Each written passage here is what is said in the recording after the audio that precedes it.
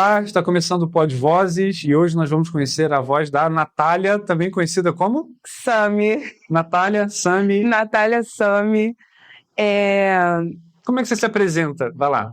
Então, hoje em dia, depois de... Quando chegou a vida adulta, né, no caso, que eu comecei a me inserir no ambiente de trabalho, eu realmente me tornei Natália. Que, de fato, fui, né? E aí, na minha adolescência, eu migrei para a área lá de ser skatista, já fui do rock, já fui do reggae.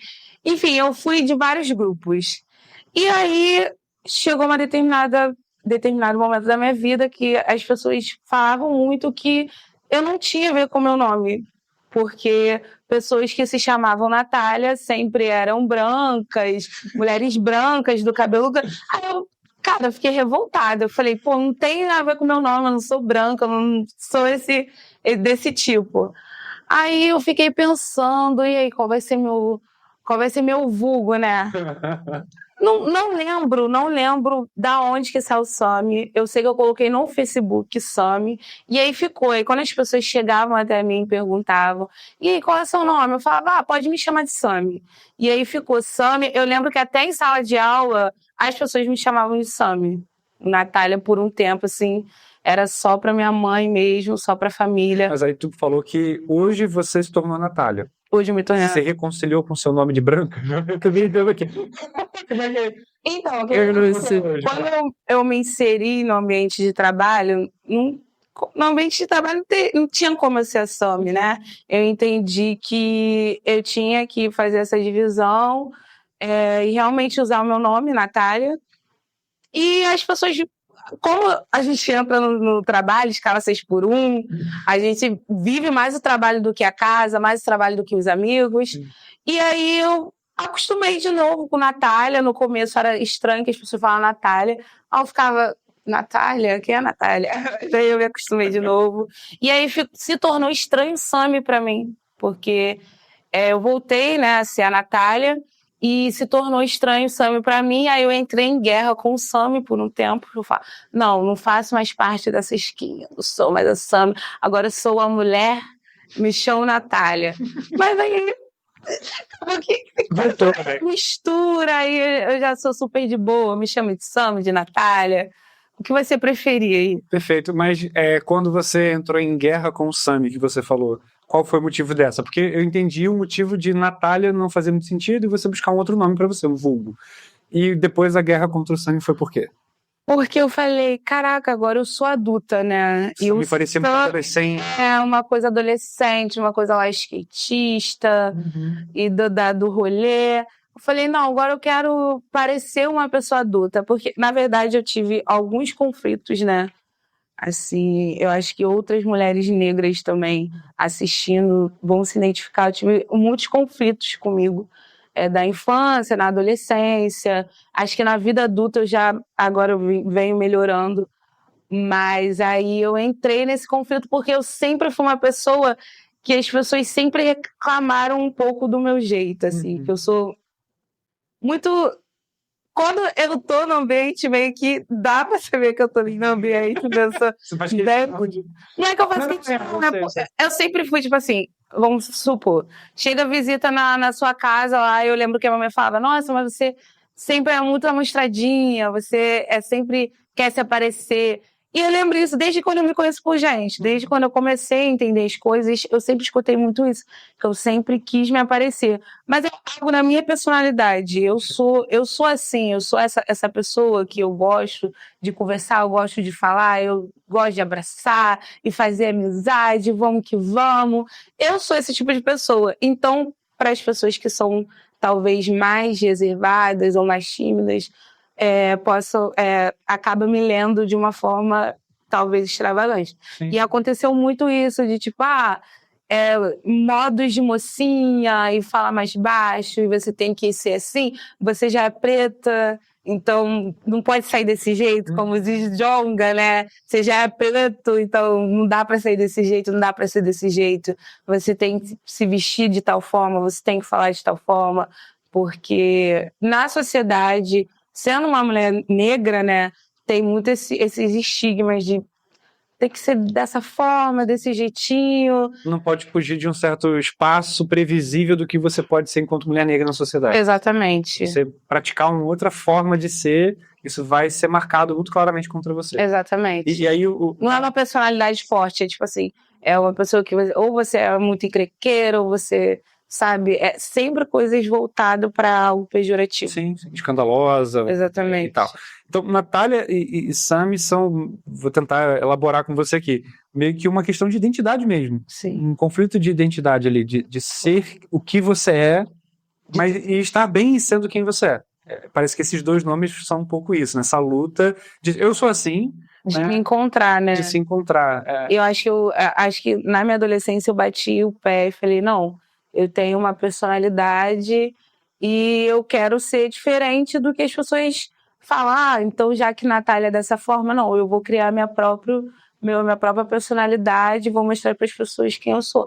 Mas aí eu percebi, né, depois que a vida adulta chega a maturidade, né, a gente vai de algumas coisas acalmam. Algumas coisas acalmam, acaba aquela rebeldia toda da adolescência e de querer mostrar que você perde, que você tem personalidade, que as pessoas não vão te calar.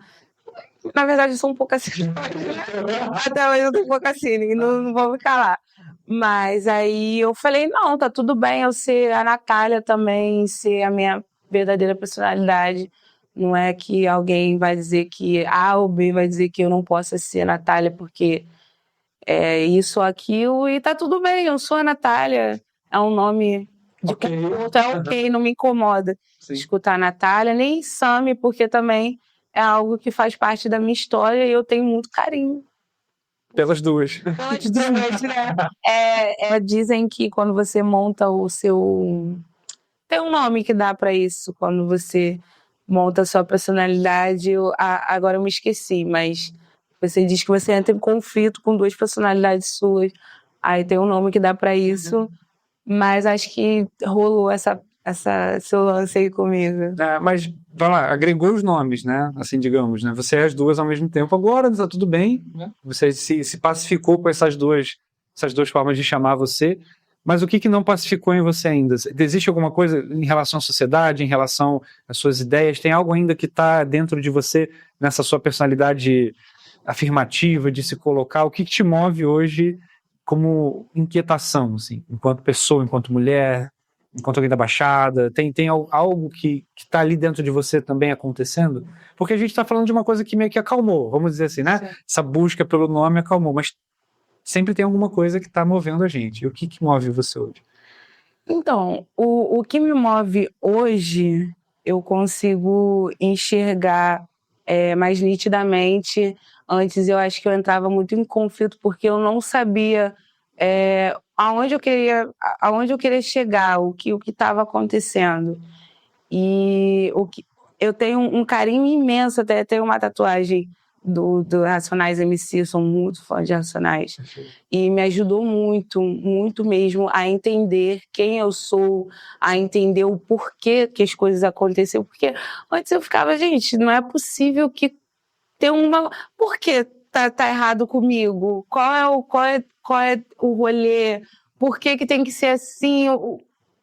Porque eu nasci e comigo é tão diferente do que eu via, sei lá, com as pessoas que me rodeavam, que, vamos dizer assim, né, o padrão da sociedade, que por muito tempo eu quis, assim, eu até pedia para Deus, falava, Deus, se você me ama de fato, de verdade, amanhã eu vou acordar com meu cabelo estupidamente liso, eu vou acordar sendo uma pessoa assim mais clara, eu criança. Tanto que tem uma história que a minha tia me contou assim, quando tinha meus 20 anos, que me machucou demais, porque ela é loura, né, no caso, uma mulher branca.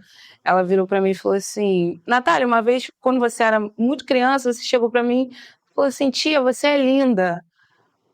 E aí eu falei pra você, Natália, você também é linda. Ela disse que eu fui até o espelho e falei, não, tia, eu não sou linda porque eu sou preta. E quando ela me falou isso, você não assim... tinha essa memória? Não, porque eu era muito criança, sim. Quando ela me falou isso, no auge dos meus 20 anos, quando eu já tinha criado a minha consciência, né? Cara, isso me pesou de uma forma muito ruim. Muito ruim. Eu também passei por alguns episódios aqui em Queimados. Enfim, nem vale a pena citar o nome, mas eu fui numa dessas de tentar conseguir um emprego. E a minha amiga falou que o gerente era muito legal, muito bacana, muito gente boa. Eu cheguei lá, o gerente foi muito estranho comigo, falou que eu tinha tratado ele mal, e a minha amiga veio me indagar, perguntando: poxa, eu não acredito que você fez isso, você fala com todo mundo e tal.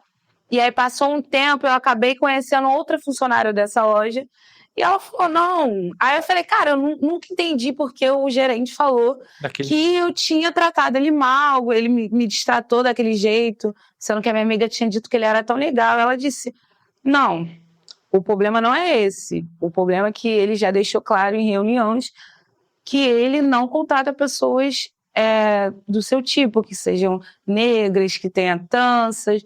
Ele gosta de pessoas assim, ele gosta de padronizar a loja, tem que ser branca, do cabelo até tal lugar, de tal jeito.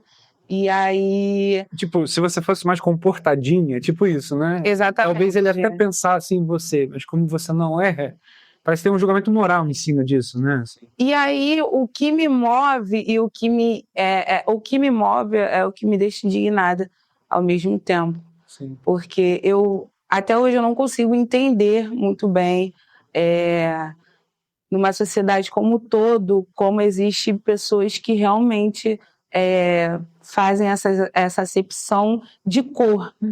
Porque quando você é uma pessoa negra, você entende que você pode chegar mais arrumado que for, com um carro de luxo, com o que for. O que vai chegar primeiro é seu tom de pele. Não importa a sua personalidade, não importa quem você seja, o que você tem para agregar, é o seu tom de pele que chega primeiro. E aí eu penso muito sobre isso, assim, eu já tive muitas questões de conflitos, assim, acho que a maior parte da minha vida foram esses conflitos, o de início, né, porque eu tive uma família metade branca, metade negra, então a minha família metade branca não me aceitava, nunca me aceitou também, já tive que me esconder dentro da minha própria casa, porque uma tia não aceitava, e eu fico muito pensativa, assim, nós como sociedade, ainda em 2025, século XXI, ainda tem tantos preconceitos. E com esse governo que passou, né, esse governo bolsonarista, aí ficou muito escancarado que o preconceito, ele existe sim. E não é esse, o preconceito vem do negro. Não, assim, é uma falácia, é uma coisa que não existe. A gente sabe que o poder não está nas mãos de pessoas negras, então nem se a gente quisesse ser racista, a gente conseguiria. Tem meios materiais para fazer isso. Exatamente, socioeconômico, e enfim. Então, o que me move muito hoje em dia é um pouco utópico, mas eu entendi que cada ser humano é um universo. Se você muda o ser humano, você de fato muda o universo inteiro. Perfeito. E aí, o que me move hoje em dia é realmente conseguir arrastar pessoas ao meu redor. Não precisa ser um mundo inteiro, assim, né? Mas as pessoas ao meu redor, criar consciência nessas pessoas. Já aconteceu muito de pessoas virem me abraçar e falar, caraca, eu nunca tinha enxergado desse modo, eu nunca tinha me enxergado, eu nunca tinha entendido porque isso acontecia comigo, e conversar com você foi essencial para abrir meus olhos, para eu começar a ter curiosidade, para eu começar a entender. E, cara, a gente bate de frente com muita gente ignorante, muita. Mas, cara, de 100 pessoas, tu conseguir, sei lá, 2, uma... tentar, pelo menos, jogar uma semente de curiosidade, jogar uma semente de empatia, de autoconhecimento, de interrogação. Cara, é incrível, assim, a sensação. E eu até falei pra minha amiga, pra Júlia, que eu falei, cara, eu tô até com medo de ti e tal, o Brian, porque você é um dos meus professores preferidos da vida, assim, eu nunca esqueci de você, desde que quando você me deu aula, eu sempre achei incrível, assim, é você como um homem branco, né, inserido na sociedade, você sempre levou muitas questões, assim, o lugar de fala não é que você não pode falar sobre racismo, você não pode falar sobre o que a população negra sofre, sobre o que os gays sofrem, sobre o que as mulheres sofrem. Pelo contrário, podemos sim, entendeu? Mas a gente tem que saber da onde partir.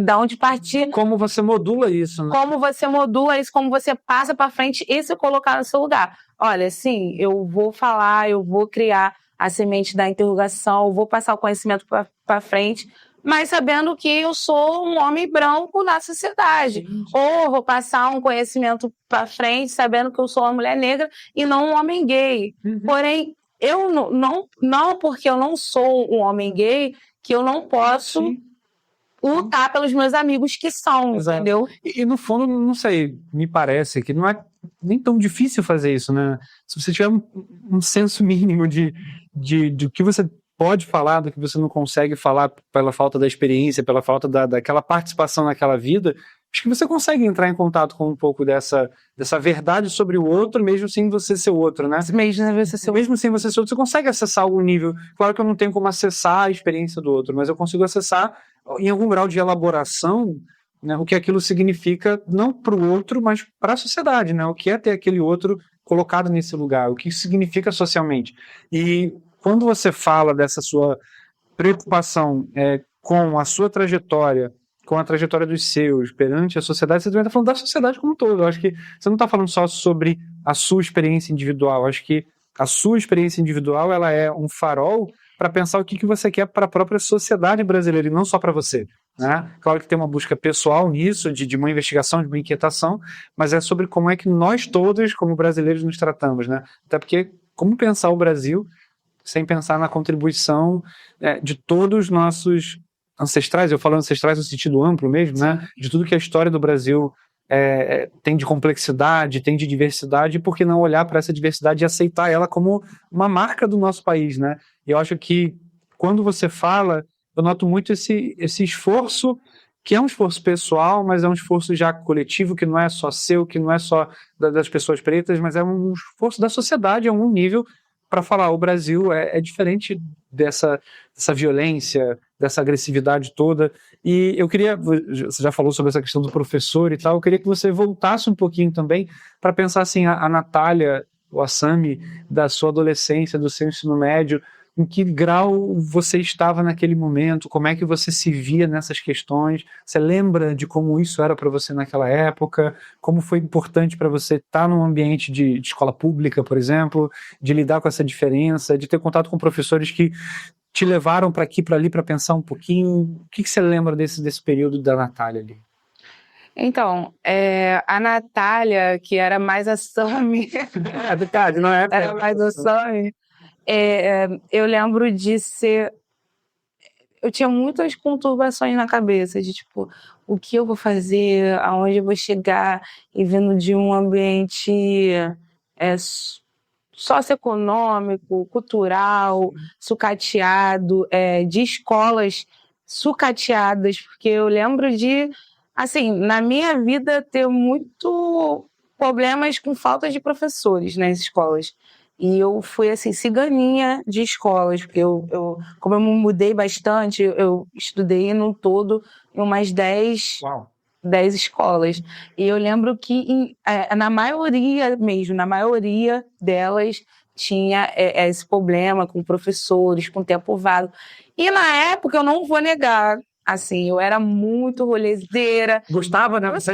Tempo vago, eu pensava assim, tempo vago, uma maravilha, assim, todos os melhores do mundo, vou ficar aqui na pracinha, no pátio, batendo um papo. E aí, quando eu me deparei, de fato, com sair da escola e viver a vida, criar a sua personalidade de adulto, né? Eu falei, caraca, não era tão legal enquanto eu imaginava. Não era... Sabe? Foi legal ter passado por aquilo, não mesmo que eu tivesse gostado e, pô, maneiro e tal. Achava maneiro, não foi. A falta daqueles professores, a ausência, o tempo vago, se tivesse sido preenchido com realmente ensino, me ajudaria muito mais hoje em dia do que ficar no pátio trocando aquela ideia. E eu lembro que no ensino médio eu já tinha, como eu disse sobre o Racionais, né? Eu já escutava Racionais, já tinha algum tempo. E quando eu lembro que quando eu comecei a de fato escutar Racionais, assim, parar para entender, foi um choque para mim, porque eu fiquei, caraca, então é isso, é o nego drama, né? É isso que tá, é isso que tá acontecendo, é isso que acontece comigo, essa discrepância, né, de desigualdade que existe. E foi um choque para mim, né? Eu fiquei. E vindo de uma família totalmente sem estrutura, né? Porque o meu pai também foi um homem negro, periférico, que parou lá na 3ª série, entendeu? Minha mãe teve a primeira filha dela, que é minha irmã, com 14 para 15, entendeu? Meu pai parou no 3º ano. Até então isso era só a sua história. Isso era só uma história. Exato. Mas de repente não é só sua. Exatamente. Aí eu falei, caraca, então, tipo assim, é tudo proposital, entendeu? Realmente, isso que acontece, eu sou mais um Zé, entendeu? Eu sou mais um cara, assim, né? O modo de falar sou mais uma mina negra na selva de pedra aí, com histórias muito parecidas com outras pessoas iguais a mim. Você conheceu, descobriu essas pessoas? Você lembra de ter feito esses contatos e perceber que isso era ao teu redor também? Ou isso veio pela música e isso te deu uma vaga noção das coisas e você depois olhou para o mundo? Ou ao teu redor também tinha essas pessoas que ao meu redor experiências parecidas? E para mim o que foi mais dolorido era eu entender que não por culpa dessas pessoas, mas por uma causa social, se eu me inserisse totalmente, se eu continuasse totalmente naquele ambiente com pessoas que estavam na mesma situação que eu e não, sei lá, não procurasse sair desse estigma, né? Sair desse ciclo, né? Que parece que é uma coisa sem fim, que é como eu posso dizer, uma coisa viciada já, né? Uma coisa viciada, exatamente. E eu saber que eu tinha que meio que me afastar dos meus para criar uma consciência melhor, para ter mais oportunidades, para entender mais as coisas. Foi muito dolorido, porque eu comecei a enxergar e entender que não era só culpa das pessoas. Eu quero estar aqui. Não! Tem muitas coisas atravessando aquela vida ali, né? Tem muitas coisas atravessando aquela vida ali. E então eu lembro que no ensino médio eu fiquei muito, muito revoltada, assim. Acho que quando você meio que cria um ódio, sabe? Você cria um ódio de tudo, você fica, caraca, tudo assim, isso te traz adolescente já tem esse instinto natural, né? Um olho ali aflorado. Aí você acha um motivo, então já era. E aí eu lembro de ficar muito revoltada com tudo, e eu debatia com as pessoas, eu ficava... E eu fiz meu ensino médio em uma escola que as pessoas saíam de escolas particulares para pagar um pré-vestibular caríssimo e para prestar o Enem. E aí essas pessoas muitas delas já tinham carro, já tinham moto, já tinham o telefone do ano. E você ali vendo, né? E eu ali vendo, assistindo, e eu ficava... Cara, ainda, né, naquele choque, criando ainda a consciência, eu ficava... Não tem uma parada assim que é errada. E você entra naquele negócio de apontar. Tu é playboy, tu não sabe o que é vivência. Tu quer falar que é cria, mas você é criado por vó. Você tem seu pai e sua mãe, que, veio aqui te buscar de HB20. Tu não sabe o que é a verdadeira realidade, entendeu? Sendo que também, quando você cria mais consciência, você vê que talvez as pessoas também estão, assim, ainda mais sendo da Baixada... Não tá tão distante. Tá distante, mas não tá. É um negócio meio... E aí você vai vendo as camadas, tipo, existem camadas, e você vai se aprofundando, Aí rola meio aquela depressão do conhecimento. Gente, conhecimento é olha, o saber é depressivo demais, gente. Porque você fica, caraca, quando eu não sabia isso, eu vivia feliz. Sim. Eu só achava que fulano queria, sei lá, vamos lá, igual o pessoal bota, viver de Bolsa Família, viver às custas do tá fazendo filho, tá vivendo de Bolsa Família, entendeu? Isso era uma coisa que eu pensava? Assim, cara, as pessoas falaram, ainda não tinha, não era que nem, eu tinha, sei lá, 14 anos no impeachment da Dilma e hoje em dia eu vejo que, caralho, era uma merda e na época eu falei, não, a Dilma tem que sair, meio 14 anos, né, criando aquele efeito manada, eu não tinha pessoas ao meu redor pra, assim, olha... É diferente, verbalizar uma outra coisa. Verbalizar, me mostrar que é diferente. Então era muito naquele efeito manada. E aí eu achava que não, fulano não quer porque não quer, ciclano não quer. E aí quando eu fui me aprofundando, veio uma depressão, assim, de eu ficar, caraca, o mundo é uma merda, o mundo é uma merda, a sociedade é uma merda, não existe meritocracia, esse lance de você vai trabalhar. Se fosse assim, se a minha avó tava rica, minha avó trabalhava em 2 empregos. Minha avó trabalhava em 2 empregos, fazia e acontecia, e eu limpava a casa. Se fosse assim, a minha avó tava rica, a minha mãe tava rica, entendeu? Não é dessa forma. E na infância, essas coisas não caíam a ficha, né? Assim, isso não aparecia para você desse jeito, então era uma vida. Eu acho que tem um ponto aqui que a gente está tocando que eu acho muito interessante, que tem um processo que é o indivíduo que está ali vivendo isso e de repente ele se percebe lançado numa guerra muito maluca, cultural, política, social.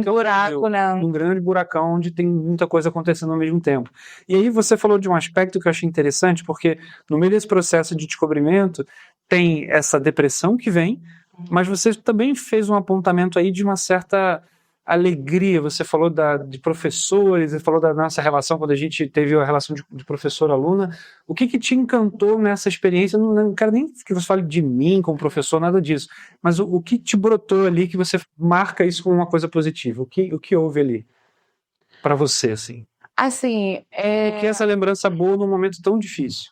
Eu vejo como uma lembrança boa porque eu meio que estava me encontrando ali num cenário de ninguém me entende, de revolta, e aí aparece um professor, assim, que a gente, querendo ou não, tu vê o professor, você vai... Cara, o cara é do saber, né? Ele tem o conhecimento, aí você bate, assim, de frente com o professor, meio que explicando as mazelas sociais, né? E ali você pensa assim, pô, então tem alguém que me entende.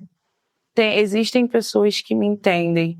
Eu vou achar alguém para, assim, outras pessoas que vão acolher e vão, como eu posso dizer, até me ajudar a criar. Assim, eu sempre sou muito contra a síndrome de Gabriela. Eu nasci assim, eu cresci assim, eu vou assim, sempre assim, não. Eu sou lá do Raul Seixas, metamorfose ambulante, e vão mudar, e vão movimentar, e vão fazer acontecer.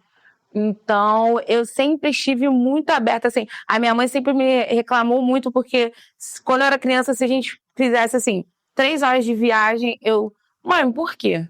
Por quê? Por quê? Eu sempre fui do porquê.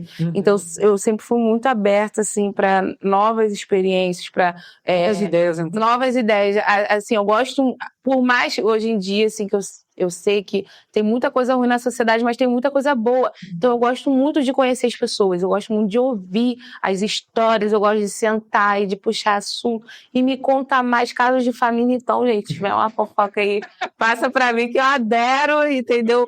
Hoje mesmo eu conversei com 2 pessoas que me contaram várias coisas, assim, várias vivências. E é isso, você ir meio que entrando nessas vivências, se identificando ou entendendo que existe como posso dizer, que possa existir vitória, por mais que seja difícil, 100 vezes, bem mais difícil, você vê que você... Pequenos progressos ali. É isso, você sentir o sabor de pequenos progressos, assim. Eu acho que hoje em dia, na sociedade que nós vivemos, eu costumo dizer muito isso, que a gente sempre tá muito pelo material, né? Eu vou ser feliz quando eu conseguir um carro.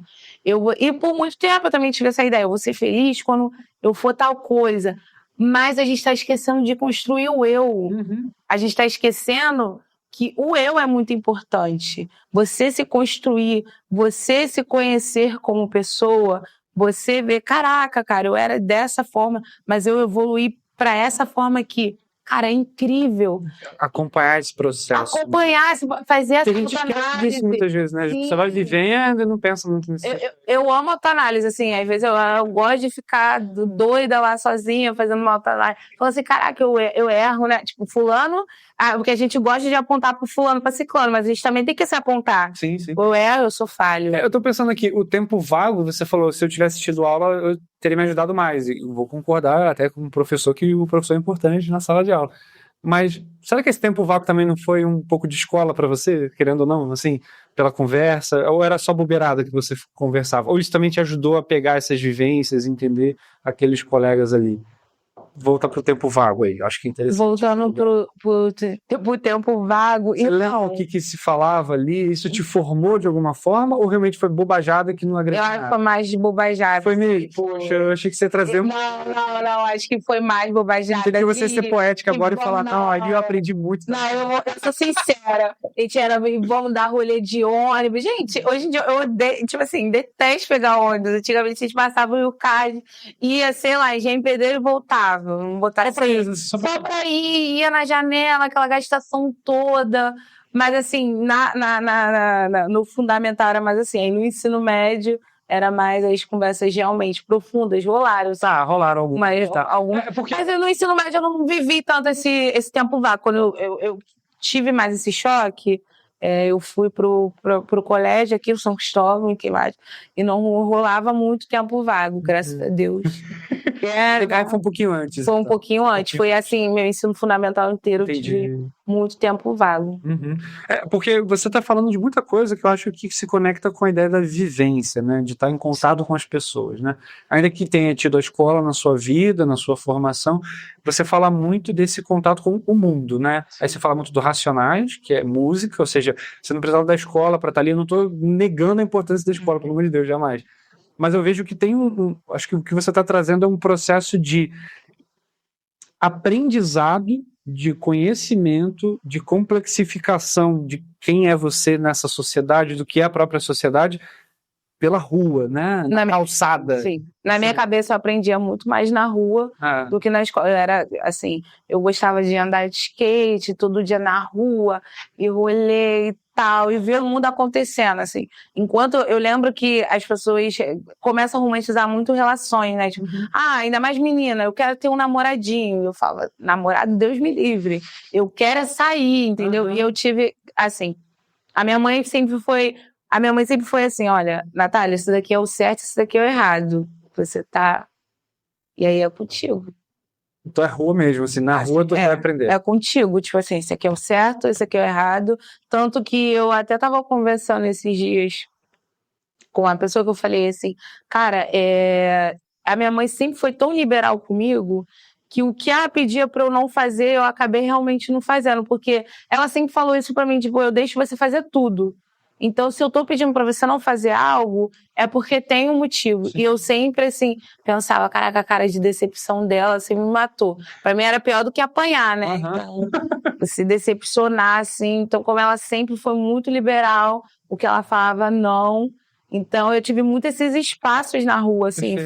Assim, minha família vem de comunidade, né? Do Borel, minha família é parte de pai. Então, eu tive muito inserida nesses espaços. Eu já morei na Rocinha.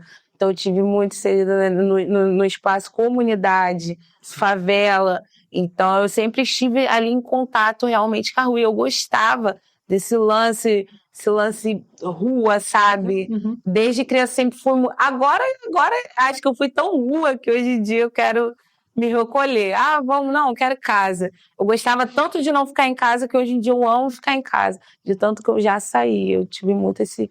Eu achava realmente, assim, que a rua me ensinaria muito mais do que a escola. E realmente, a rua me ensinou demais, mas eu não tiro essa participação da escola, que eu acho muito importante. Claro. Gente, o conhecimento, saber, assim, sempre que puder, né, tá aí utilizando, por favor, utilize para não fazer mais, pra gente não ter mais esse governo aí que passou, né, que pelo amor de Deus, socorro, não quero mais, não. Não dá. Não dá, cadê?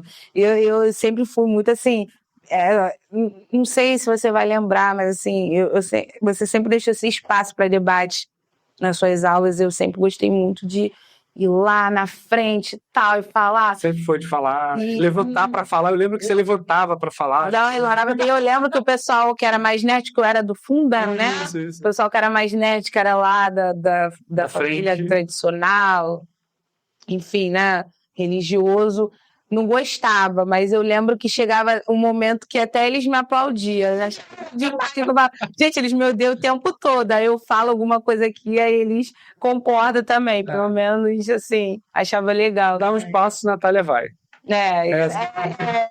Assim, não pode dar brecha que eu tô entrando aí. Perfeito.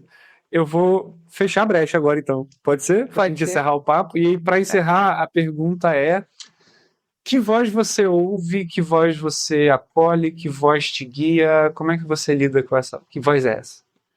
A voz que eu ouço é me mama contra toda a autoridade, exceto minha mãe.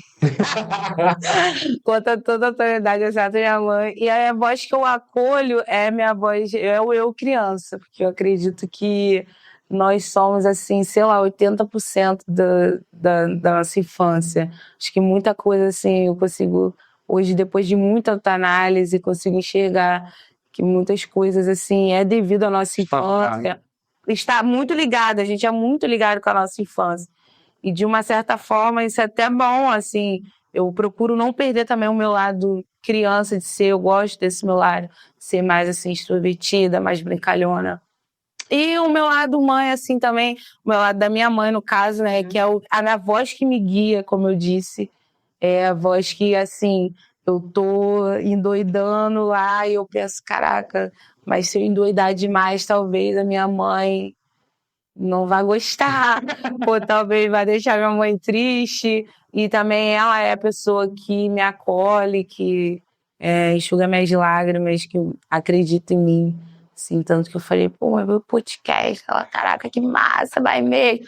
E fala, mas falei na reunião, caraca, você... Ela sempre tá me botando pra cima, então... Aquele aplauso que você falou que a gente recebia na sala, você recebe dela sempre.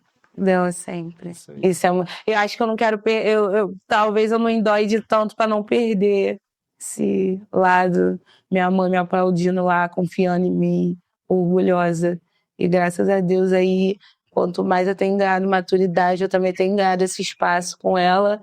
E é um espaço que eu não quero perder, que eu tô assim... É isso. É a brecha onde você tá. É minha mãe. Minha mãe. Perfeito. Obrigado. Esse foi o Pod Vozes. Até a próxima. Tchau, tchau.